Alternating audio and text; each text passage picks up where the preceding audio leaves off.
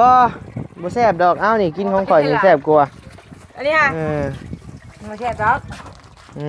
กินอยู่บ่ขนมกินเป็นอยู่บ่กินอยู่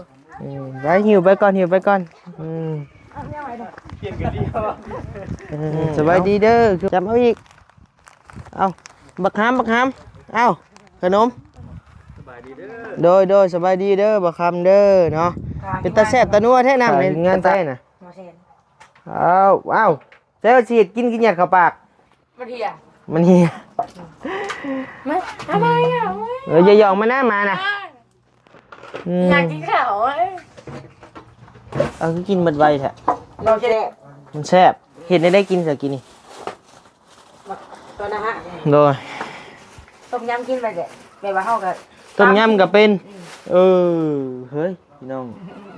ต้มยำกับเป็นหมักกินตีนไก่หมักติดตีนไก่อ่ะบ่บัดนี้แหละแห้งไปเห็ดแต่งหน้าแต่งตานี่เพิ่นไปอันรีดผมมาใหม่แห้งงามพี่น้องเอ้ยเนาะเบิ่งเด้อให้ก็เงาะปลากับบ้าใบอันนี้ให้ก็อันยังก็รจนาเนาะทำไมเป็นจังได๋นอนรับพันดีอยู่บ่มาอยู่นี่เฮือนใหม่บ้านใหม่เฮือนใหม่ต้อนรับปีใหม่เลยพี่น้องเอ้ยเนาะเฮือนเพิ่นก็ได้คือว่าโอ้ยินดีนำบัดนี้ก็ได้เนาะขึ้นเฮือนแล้วบ่เอ้ยขึ้นแล้วได้ขึ้นแล้วโดยคือบ่บอกกันแน่นี่น้องก็บ่ฮู้เนาะมันทางเบาแสนได้เพิ่นได้มาขึ้นให้ว่านี่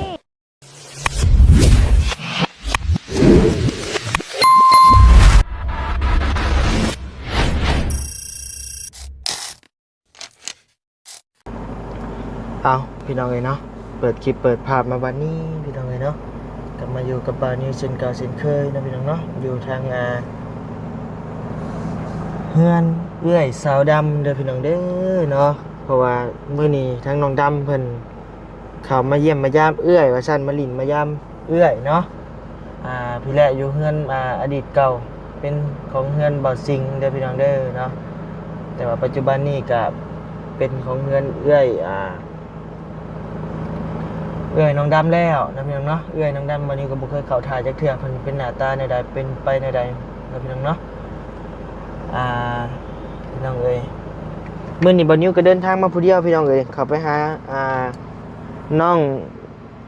ดำอยู่เฮือนบ่เห็นก็เลยว่านำมาพี่นะพี่น้องเนาะนี่แหละบ่นิวซื้อของกินมาฝากเพิ่นกับอัวก็เดี๋ยวสิเอาขนมให้เด็กน้อยก็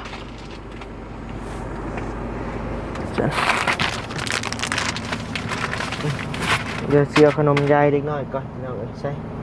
ขึ้นอยู่ถึงผ้าเลยเอากล่าวทักทายสบายดีพ่อแม่พี่น้องมาทุกคู่ทุกคนเด้อเนาะบ่ว่าสิอยู่พังลาวพังไทยและก็ต่างประเทศเด้อพี่น้องเด้อเนาะยินดีต้อนรับเข้าสู่ช่อง YouTube บ่าวนิวสะพานบุญเช่นเก่าเช่นเคยนะพี่น้องเนาะมื้อนี้ก็บ่าวนิวมาเยี่ยมมายามน้องดำพี่น้องเอ้ยแล้วก็สิไปเบิ่งเราชมนํกันว่าบ่าวนิวสิไปไสต่อนะพี่น้องเนาะไปมีแต่ว่าระยะห่างลงไปเยี่ยมไปยามน้องเพิ่นเลยนะพี่น้องเนาะโดยไป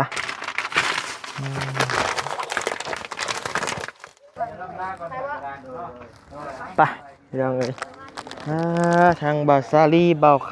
ำบ่าวเวียดพี่น้องเอ้ย3 หนุ่ม 3 ก๊กโตใส่มาทางนี้ก่อนพี่น้องเอ้ยหาตัวยากนะดินี่เนาะหาตัวยากขนาดมาอยู่เฮือนเอื้อย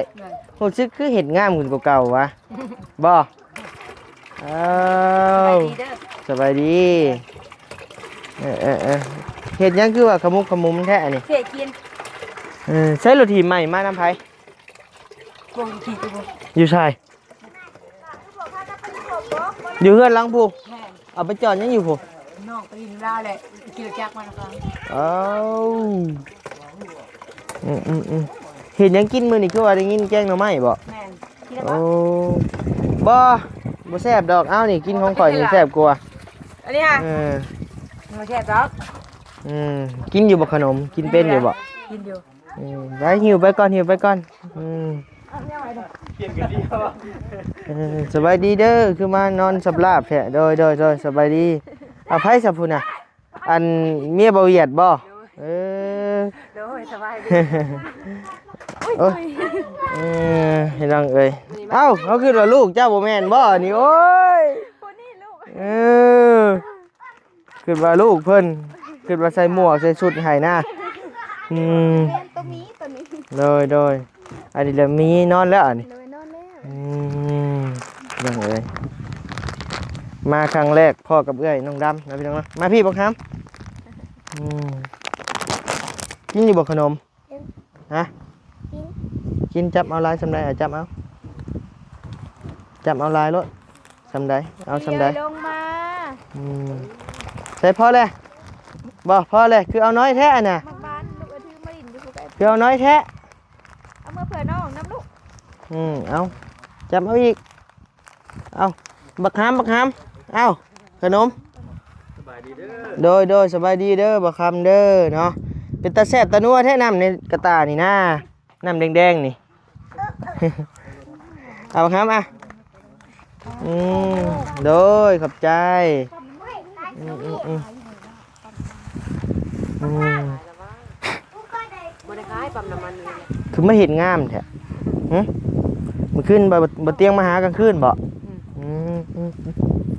ฮะแต่คือว่าได้ยินข่าวได้กินคอลลาเจนไปบาทนี่ บ่ อ้าว เอามากินยังน่ะ เอาเอาไปก่อนเดี๋ยวมาถามแม่อ้ายเพิ่นก่อนเราพี่น้องเนาะ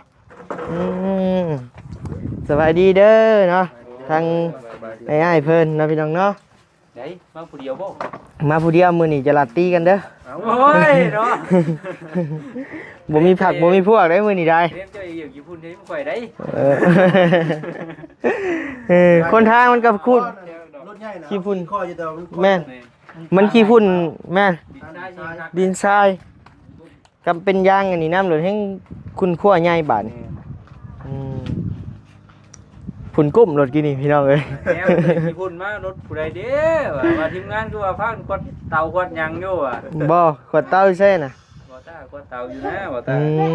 ม ทั้งบ่จิตบ่บ้านไม่เท่าแม่นบ่ ฮะ บ่จิตเพิ่นเพื่อนเขาเจ้าอ๋อ อืมโดย มาผู้เดียวมื้อนี้เนาะทั้งนี้ยาวได้แถวบ่ได้มานำบ่ ยังค้าเวียกอยู่พ่อเฒ่าเพิ่นนั่นแหละยังจังน้อยพุ่นแหละสวยๆพี่น้องเอ้ยบ่ได้พบกันนี่ก็หลายมื้อหลายวันได้นี่ได้โดยเฉพาะบ่ค่ำนี่บ่ได้พบดุ มักห่างหาย แม่นเลยบางทีก็บ่ได้ถอยมามีเวียกแน่นะ โดย เรียกจังนั้น จานไข่บ่นะปอกไข่ผมแล้วนะ ไผขัวไข่ใส่เบิ่งไปเบิ่งก่อนเบิ่งไปเด้อสบายดีเด้อโดย สบายดีของเจ้ามักก็ได้ฮะ บ่ต้มไข่เฮ็ดหยังซอดำ เนี่ยสิกิน เป็นเนาะจ้ะเนาะว่ะ แก้วไข่ เฮ็ดแก้วไข่เป็นเนาะจ้ะเนาะยอมรับเจ้าเนาะ อ้าว ใส่เฮ็ดให้เบิ่งดู จังไหนก่อนพาทีมงานเข้ามาก่อน ค่ะทีมงานใส่น่ะ มาเซ็น อ้าวใส่เอาสิกินยัดเข้าปาก มาเถีย มันเหีย มาอะไรอ่ะ อย่ายองมาหน้ามานะอืม อยากกินข้าวเอ้ยเราใช้จะกินแก้วไข่เพราะว่า ถ้าอยากกิน มาเซ็น บ่แซนจะกินเจ้าไข่เห็ดข่อยกินบ่ได้บ่ซะ มาได้ถ่ายแล้วก่อน บ่แล้วบ่ถ่านะแพงแต่บ่แซนนะบ่ กับแพงอยู่กับแพงไอ้แต่ถ่ายกินพร้อมกัน ถ่ากินผมไง ไม่มันจะมาไม่ได้ไม่ไม่ มาจะบ่นี่ แม่มาได้ อืม เอซี่เลยอยู่ FC อยากได้มันตุ้ยได้พี่น้องเอ้ยจับสีก็งาม มันหมักหยก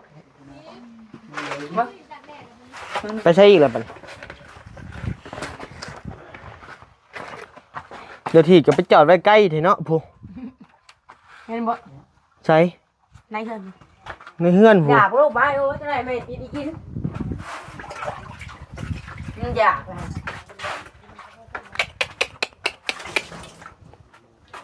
เฮ้ยก็เนี่ยงั้นไม่วิ่งเอาแกก่อนอยา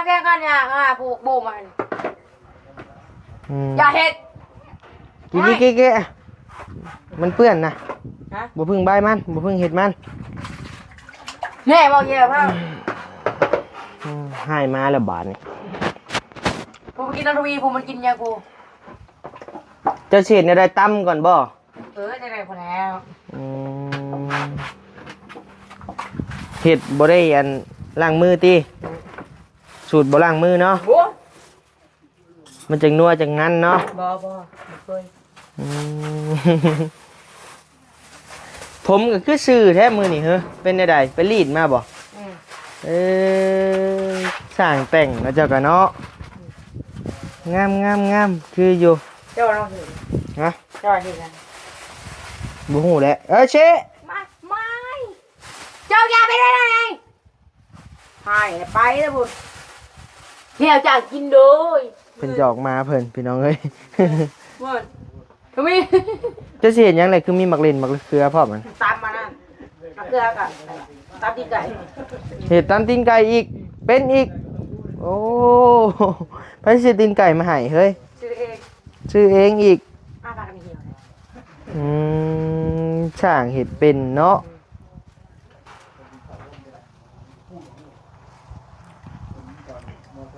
เก่งเติบได้อีกเป็นนี่เนาะบ่เราสร้างจะละสร้างก็สร้างว่าอยากสิซื้อราคาเวียก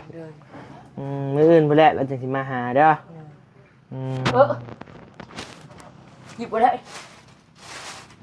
ได้รถถีบใหม่เลยยังบ่เอารถถีบใหม่มากันเบิ่งอยู่ไผซื้อมาให้รถถีบไผซื้อมาให้รถถีบ เตียง เตียงดีใจบ่เรามาให้ตอนแรก ดีใจอยู่ อืม ชุกระโบ้ว่ะ อีหยังอ่ะน่ะ น้อย แกงหน่อไม้อีกบ่น่ะ เนี่ยบริเกณต้มมั้ง อืม ไข่เดียไข่เป็นแดง งับเข้าปาก เออเจ้าก็ได้เนาะ หอเลยแม่ดีจัง ซื้อเท่าได้ตีนไก่ ดักหนอกสิไปดู โลเท่าใด โล15,000 จะซื้อมันโลเลยอ่ะขึ้นน้อยแท้ กินไปแล้ว เอาคือกินหมดไวแท้ มันแซ่บ มันแซ่บเห็ดได้กินสักกินนี่ ตัวนะฮะ โดย ต้มยำกินไปเด็ดแบบว่าเฮากับ ต้มยำก็เป็นเออเฮ้ยพี่น้องต้มยำก็เป็น หมักกินปีกไก่ หมักแต่ตีนไก่อ่ะบ่ เอากู ตีนอันอื่นก็บ่เป็นบ่ กินคนที่พุทธรัตน์ อ้าวตีนคนยังไงนะว่าตีนเป็ดตีนแบ่เด้ตีนแบ่เกี่ยวใส่หมักแต่ตีนไก่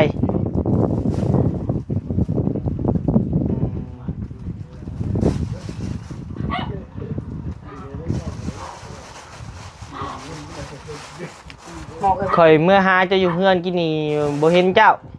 ว่าเจ้าไปทางใดดีว่าซั่น นั่นก็มาได้ไหมเนี่ย ฮะ เขาว่าได้ เขาว่าพูนไปเฮือนเอื้อยแล้วพูนว่าซั่น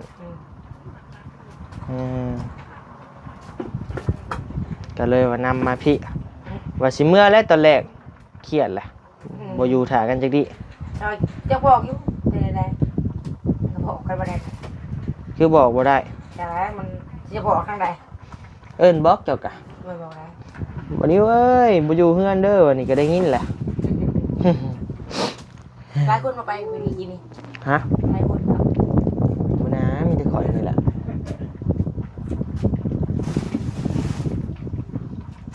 จะเบยมานอนอยู่กับเอื้อยจะบ่ซื้อมัดเท่าได้หมื่นซื้อกินมัดเท่าได้หมื่น ก็บริสุทธิ์กินมาโด มัดเท่าได้แหละหมื่น มาเลยมาโด บ่ได้มัดอาตีนไก่จะซื้อเท่าไร ซื้อแต่กี่แล้ว ซื้อตะกี้แหละอืม ดิงดาวดิงเดือกนอน ดิงดาวดิงเหือกไผอะน่ะ ดิงดาวดิงเดือก ดิงดาวดิงเหือกแปลว่าหยังอะน่ะ กูเดียว ฮะ เวียดนามนอน ดิงดาวดิงเหือก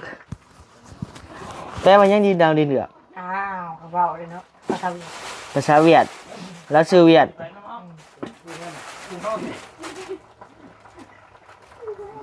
อยู่ไว้นอนได้ นี่ว่ะเนี่ยหรือว่า เบิ่งนี่แกงหน่อไม้นี่ ยังไม่ได้แกง อุ้ยต้มหน่อไม้พี่น้องเอ้ย ข้าวต้ม เมื่อแต่เท่านี้เนาะพี่น้องเนาะอืม จะได้มาจืดก่อน ไปใช่ป่ะนี่ เอาเลย ไปถ้าขอยไปเบิ่งเอ้ยจะเนี่ยชื่อแนวใดไปแนวใดมาแนวใดขอยคือยังบ่ฮู้อยู่บ่ดังเท่าอันน้องดำนะนี่เบิ่งคักแล้ว อาวีเห็นเกือบมาเห็นเกือบ มาทวีแล้วบ่กล้องนี่ บ่มีไปเร็วเกือบ เอา นี่เจ้าอย่าไปว่นน้ำเกิดข่อยนี่มาดึงของเจ้าหลายเถื่อแล้ว อย่าฮะ ใช้อันน้องดำเจะนั่งปีนก้นไปเบิ่งผู้เบิ่งดูให้เห็นหน้าเห็นตาเนี่ยพุ่นไปนั่งพุ่นไปใช้อีกเลยนี่นั่งนี่เอ้ยอย่ามันก็เห็นหน้าเห็นตาเลยเนาะเห็นว่าเป็นผู้งามก็บ่อยากให้เห็นเนาะวี อดีบ่เอื้อยน้องด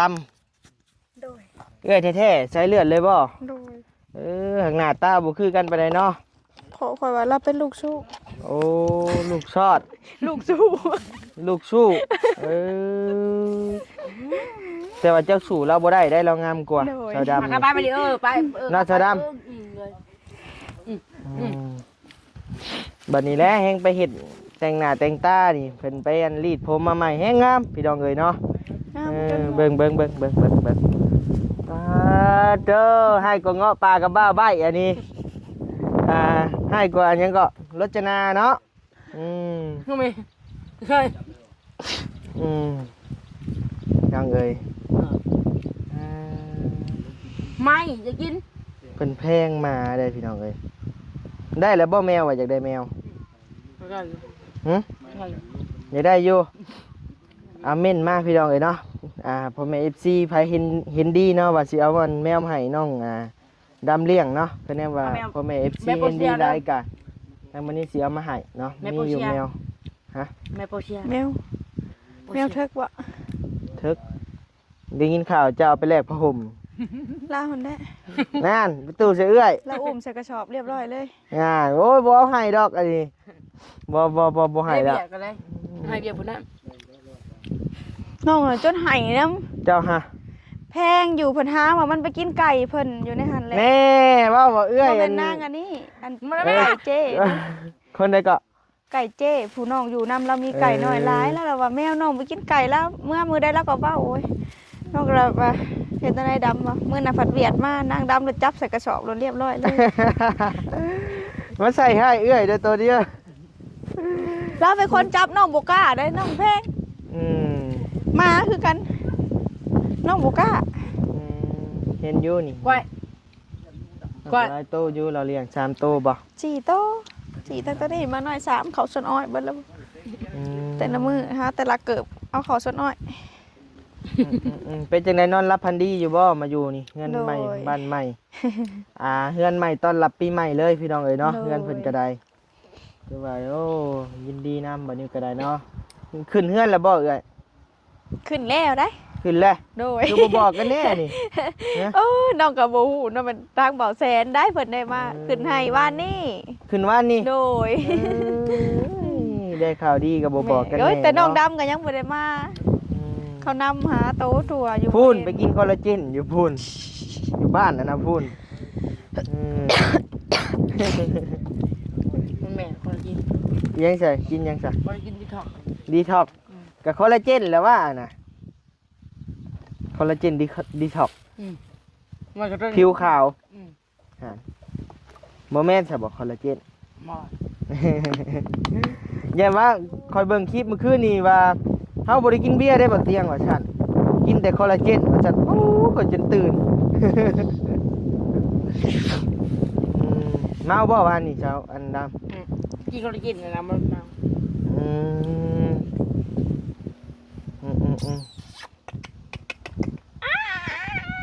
น้องดำกินฮอตคอลลาเจนพี่น้องคอลลาเจนผิวขาว เจ้าเคยกินอยู่บ่เอ้ย ำ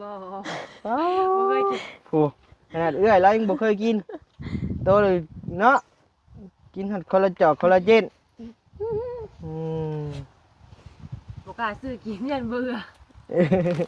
บ่เคยกินให้ผู้สางกิน ปาก อาบ้ายังมา เอ้า อาบ้า ตัวเองกินไปถอดให้มากินบัดมาบ่มาอยู่กับเอื้อยจ้ะมาบ่เป็นหยัง อย่าพี่ หยังพี่บ่แม่นย่านบ่าวอันน่ะบ่บ่ายหยังก็ บ่สิง นะบ่ สิง บ่ซิงแม่น บ่ บ่ สิง ย่านบ่ซิงเอาเป็นเมียไปยักบ่มีหอยหมองม่วงเนาะ รถเบิดเลย เอาหนึ่งสิให้แล้ว มันบ่อยู่ที่เอ้ยมันยังน้อยโพดเฮาว่ะ นงสินในกงม่วงนี้เออ ด้วยกัน อยู่บ่ แม่ อ้าว จะโมงแล้ว แล้ว ปะ มาม่านใหม่ละ เราโมง เอาหน่อยหนึ่งก็ได้ติมาผูก แม่ จิกเอาผ้าสินขาดนะเนาะ ยี่สินเอามาดิ บ่ขอบ่ได้ว่า แม่ จะจับม้าก็ยังตายจับแมวก็ตายทีนี้มาผูกกงห่วงข่อย ต้องลงไปตาย